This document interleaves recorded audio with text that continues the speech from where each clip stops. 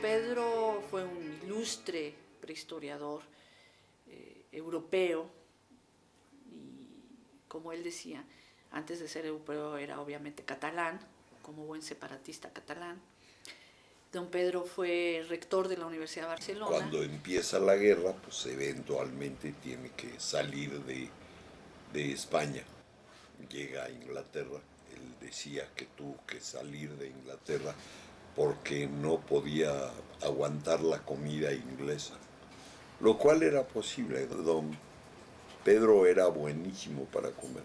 Llega primero a Colombia, luego de Colombia llega a Guatemala. Ahí publica un libro importante de él, que es su prehistoria del viejo mundo, su arqueología del Mediterráneo, una serie de cosas impresionantes. Y luego llega a México, obviamente, pues para don Pedro, pues si se hubiera quedado en Guatemala, ¿qué iba a hacer? Es decir, no había el ambiente académico que él necesitaba.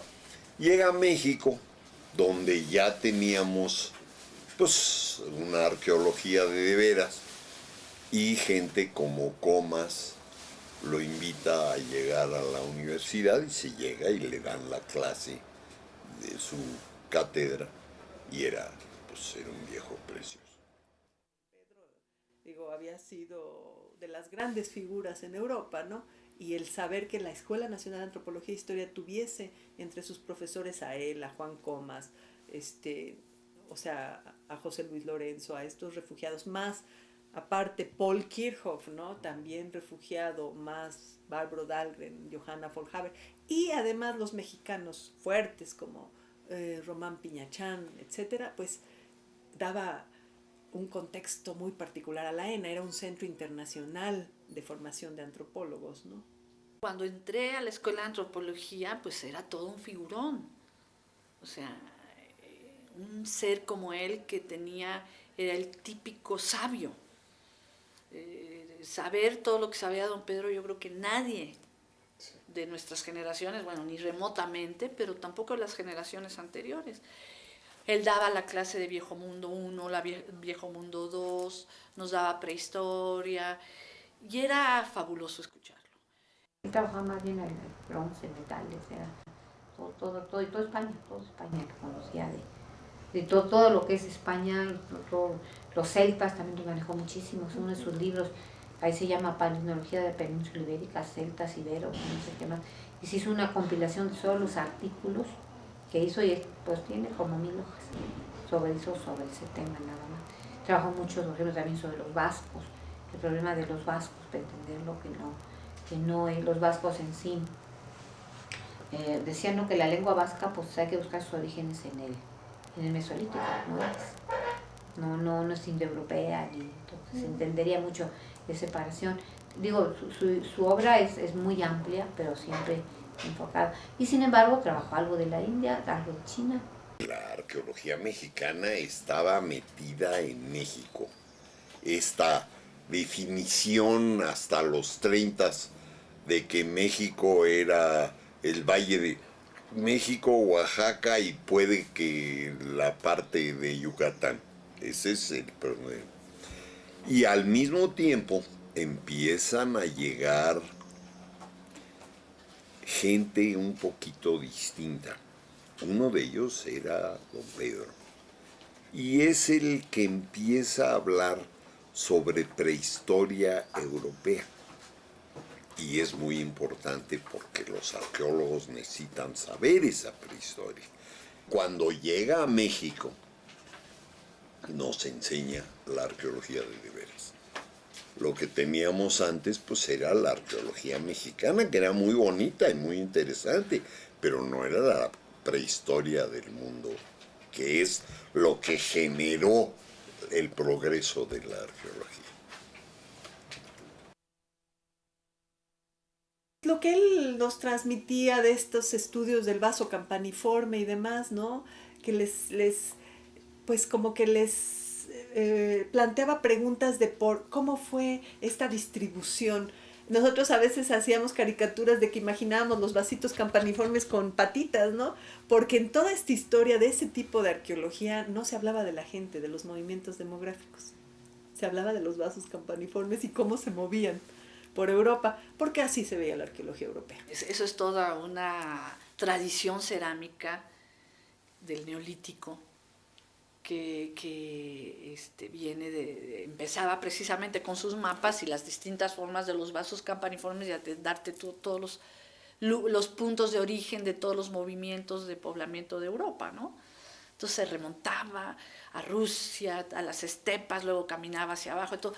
Y una anécdota muy chistosa, le dije una vez, ay, don Pedro, yo creo que usted llegará a definir que el origen del vaso campaniforme está en Paseo Gracia y Diputación, que era uno de los puntos en Barcelona. Y me dijo, bueno, algún día lo lograré demostrar. Don Pedro, ese es el chiste de esa prehistoria que él manejó, que no era el único, pero era uno de los fregones, que era estudiar las cosas en función de los mapas.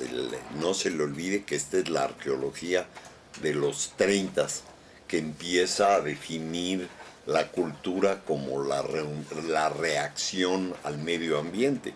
Entonces empieza a ver cómo las cosas empiezan a ser distintas de un lado al otro. Y cuando cambia el tiempo vuelven a ser distintas. Y él lo hacía con sus mapitas.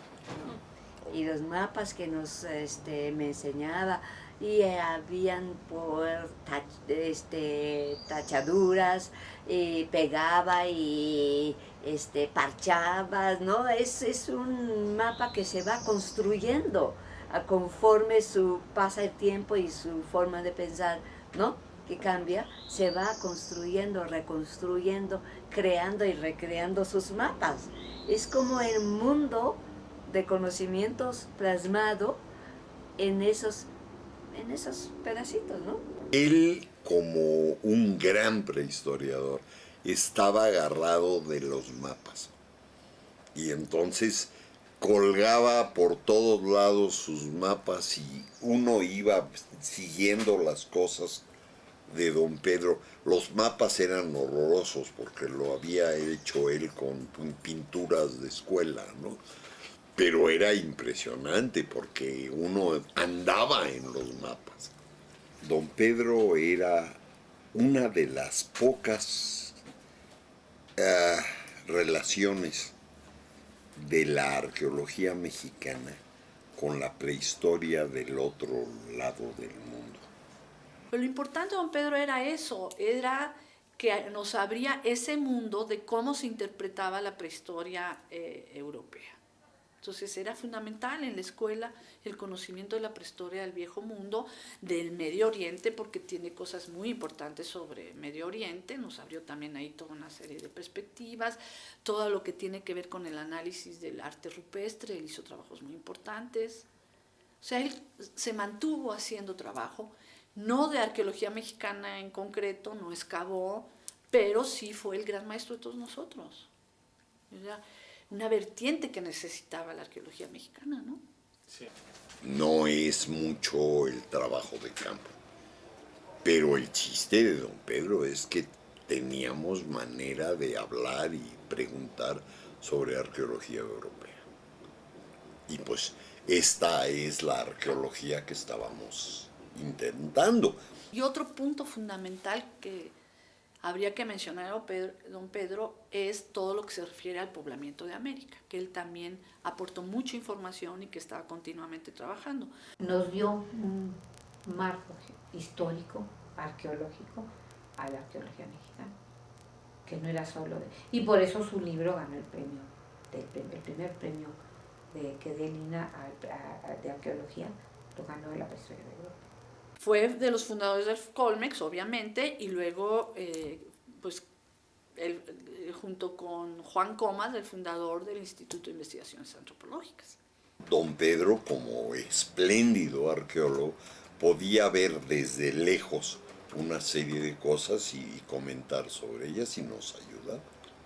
Manejaba un universo que no manejamos, tanto geográficamente como de otro tipo de conocimiento, ¿no? Es que era una persona muy fuera de de la realidad, ¿no? En De la todo comunidad. sentido, como persona, ¿no?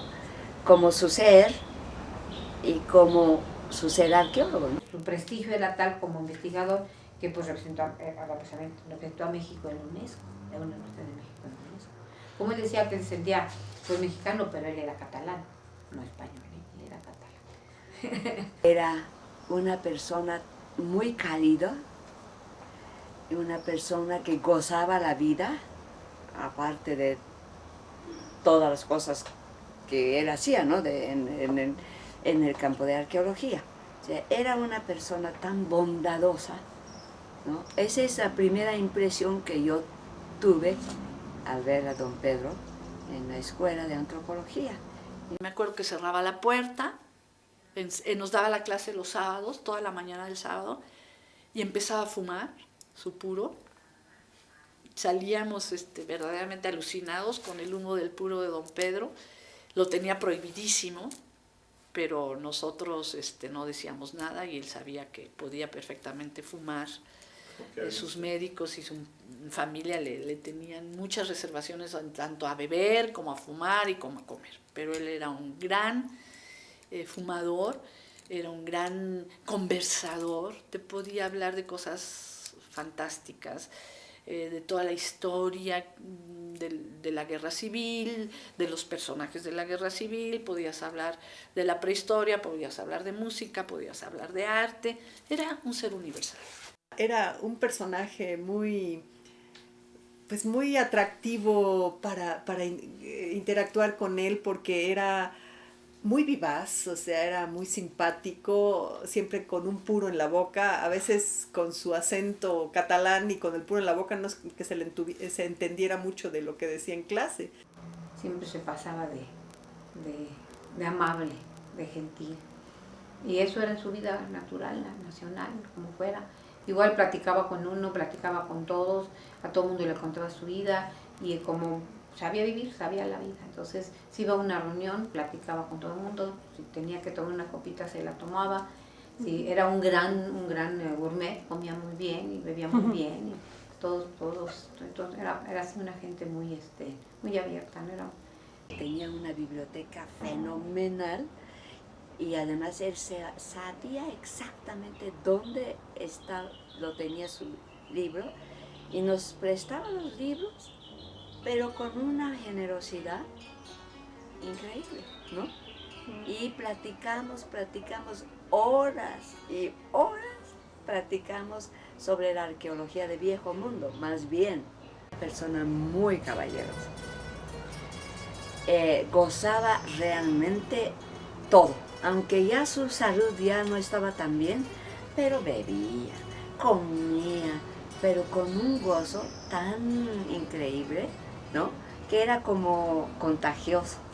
Fumaba el puro, yo me acuerdo perfectamente bien, siempre fumaba su puro. Entonces era un personaje de un conocimiento y de una cultura y de entender lo que él sabía, pero también abierto a todos los jóvenes, y nos escuchaba y nos daba nuestro lugar. Era tal su calidad humana que a pesar de que era una persona tan importante dentro del área nacional, internacional, de su área de la prehistoria, él se daba a los alumnos, entonces todos sentíamos como si fuera, yo sentía como si fuera mi papá o mi abuelito.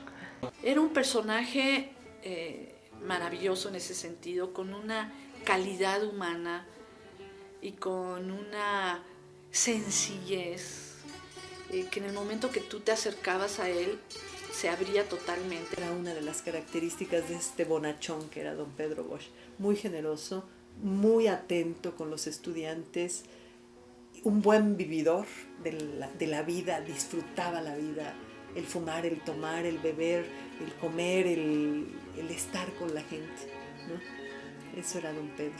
Representa toda una generación de gente muy importante que luchó por un ideal, por la libertad, por el libre pensamiento, y que llegaron a México y que enriquecieron también mucho nuestra universidad.